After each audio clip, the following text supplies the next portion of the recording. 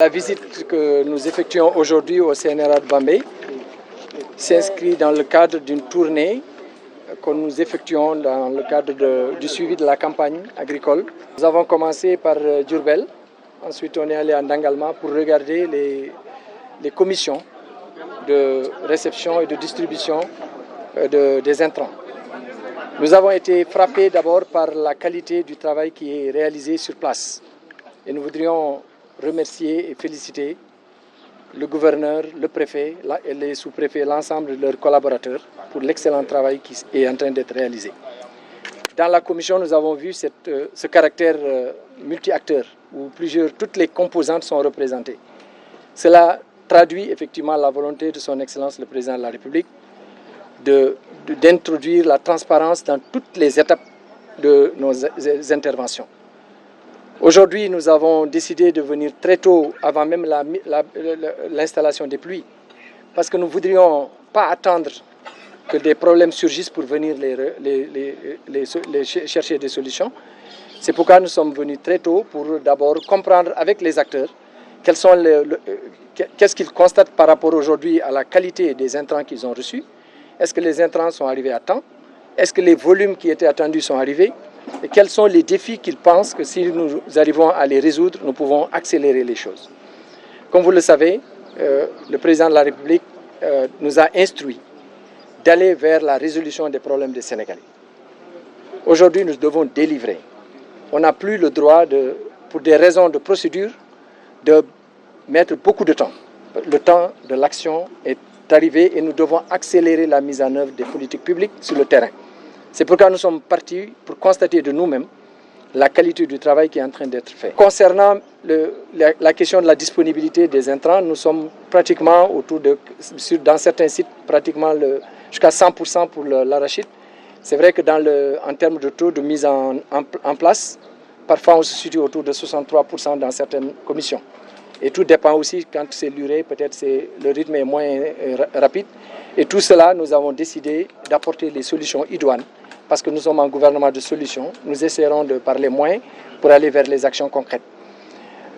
Concernant la visite que je viens d'effectuer à l'ISRA, où j'ai commencé en partie ma carrière de chercheur, c'est vrai que je l'avais commencé à Ziguinchor, mais en venant ici, j'avais trouvé aussi un centre qui a une histoire, parce que le CNRA de Bambey est pratiquement l'un des plus importants centres en termes d'espace irrigué, si vous me corrigez, monsieur le directeur général, et en termes de nombre de chercheurs.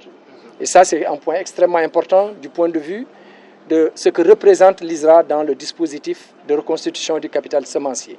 C'est pourquoi son Excellence le Président de la République a décidé que cette année, nous allons consacrer jusqu'à 500 millions dans le cadre de la reconstitution du capital semencier, pour continuer à booster encore, à appuyer, à accompagner les chercheurs.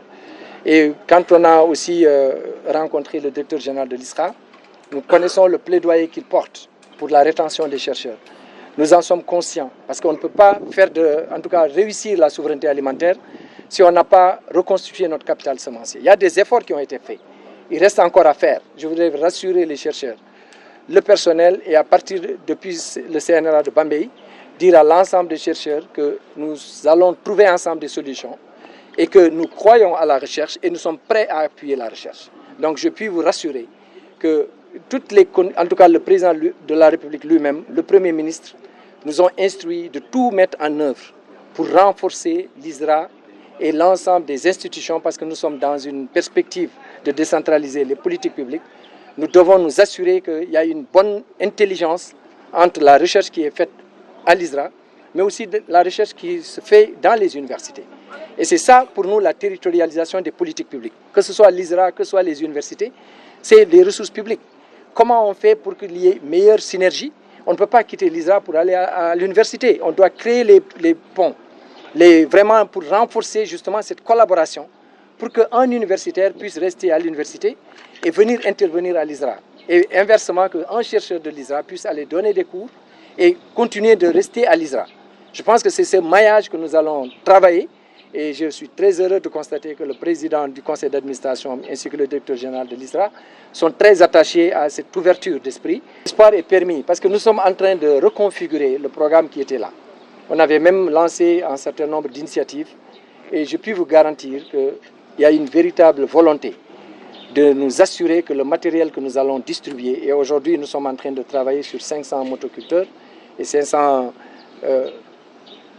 tracteurs, mini-tracteurs, qui vont être adaptés aux conditions d'exploitation dans nos familles. Et nous sommes conscients aujourd'hui du rôle que l'agriculture familiale, l'élevage pastoral devrait jouer. Et c'est pourquoi le rôle de la recherche est central. C'est vrai que je ne vais pas demander au DG, mais je sais qu'il y a un problème même pour avoir peut-être des machinistes agricoles à l'ISRA. Il doit y en avoir moins, s'il y en a encore. Mais on doit toujours regarder qu'est-ce que le marché, de quoi le marché a besoin, de quoi aujourd'hui l'environnement a besoin. Parce que si on sait qu'on peut collaborer avec des institutions qui sont dans les universités, il est possible avec surtout le secteur privé. Parce que l'État mise énormément sur le rôle du secteur privé. Nous sommes conscients que l'État doit être le garant de tout cela. L'État doit créer les conditions pour que tout le monde puisse trouver un écosystème favorable pour que la recherche puisse se faire, mais pour aussi que le développement puisse avoir lieu. Mais en même temps, c'est pas, comme je dis toujours, l'État n'a pas de champ. Il ne faut pas attendre que l'État lui-même prenne tout en charge. L'État doit prendre en charge tous les besoins des citoyens.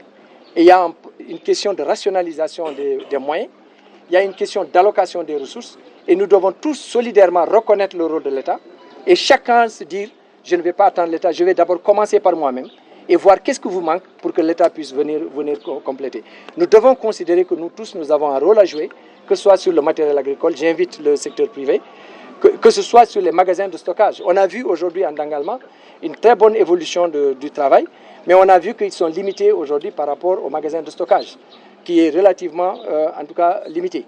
Mais on est en train de voir avec les opérateurs, parce qu'on a vu d'autres opérateurs qui ont pris leurs ressources privées, qui ont construit des magasins pour justement faciliter cela. Et l'État devient garant, facilite et s'assure que tous ceux qui sont engagés peuvent jouer leur rôle. Et enfin, nous avons vu que ce soit sur le maïs, aujourd'hui avec le grenier du maïs, on l'a évoqué déjà à Kaolack et à Fatick, il y a un travail extrêmement important. Et de ce point de vue, ce qu'on a vu aujourd'hui comme variété peuvent contribuer, parce qu'il y a un excellent cadre de travail entre les meuniers, les productrices et les producteurs, je pense à la FEPROMAS, je pense aussi à d'autres acteurs, les collectivités territoriales, qui ont un rôle extrêmement important à jouer.